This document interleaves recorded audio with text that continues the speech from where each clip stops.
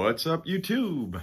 Tops85401 here, and I got a tale of two eBay sellers. But before I get started on the tale of two eBay sellers, I am going to show some pickups that were routine eBay purchases. So first, I got a 3-card lot of these Barry Bonds 715 cards. This is in 2004 and 2005 when Bonds was on his chase to surpass Babe Ruth's home run total.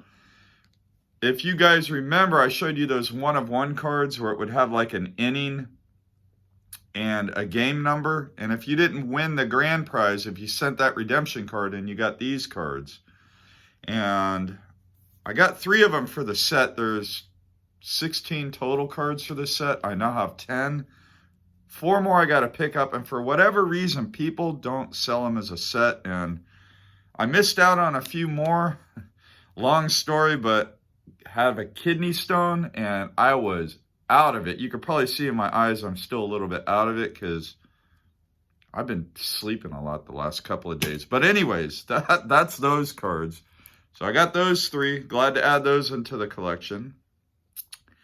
And then got this Pantheon. I believe it's 2016 Panini Pantheon. This is 1 of 2 cards that I'm missing from the set. So really glad to add this one to the collection. There's 1 more I got to get to complete the whole milestone set. I think that's what you call it. This one is celebrating Bond's 700th home run. So that's that. And now on to the tale of 2 eBay dudes. So this is going to be interesting. So the first one is I bought this card on eBay right here. And I showed it on a couple of videos ago, but didn't think much of it until later on. But you'll notice like this corner right here is damaged, and then this corner right here is damaged. It's all chipped up. And when I got the card in, I messaged an eBay dude, and I'm like, the card that you have on your auction description is crispy mint, and the one that you sent me is all chipped up. There's even chipping down this border. I don't know if the camera will pick it up, but quite a bit of chipping on that corner, and then the camera picks it up on this corner for some reason. I mean, that corner is like 1960s damage right there. Anyway, the seller told me, oh, you know what?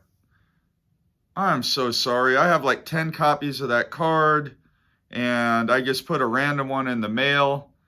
So you need to send back the damaged card, and I'll send you a replacement.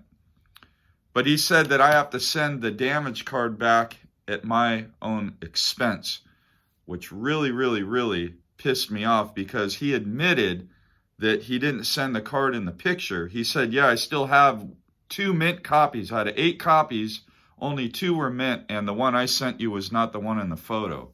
And I looked at the auction description, and it didn't say anything about the card in the photo is not the one you're going to get or anything like that. Anyways, I ended up giving that seller negative feedback because not only did he admit that he didn't send the card in the photo, but then he wanted me to pay the shipping costs to return it. And at that point, I was so pissed off at the seller, I'm just like, I'm going to give him negative feedback, move on, don't need to deal with this. So tale of two eBay dudes. So the second one is I picked up this absolutely beautiful platinum blue Pacific Invincible. This is from 1998. These cards are absolutely beautiful. I don't know if this is one of the platinum blues that has a stated print run of 67. I believe it does, but it doesn't, like Beckett doesn't say that there's only 67 copies like a lot of other platinum blues. And the seller shipped it in this snap tight case. And guys, this is a seller, by the way. This seller did me good, so I don't have any problem showing the seller's card here. Anyways, he shipped it in this snap tight case. My recommendation, don't archive your cards in a snap tight case. That's one of these cases where it's like two pieces of plastic and then it snaps on. Especially cards that could potentially stick. And I'm not talking about vintage stock cards. I'm talking about modern cards with foil or any kind of semi-gloss finish on it. Because what happened is when I removed it from the case, notice there is a chunk of the card missing right there. And where is that chunk? Well, it's stuck to the case.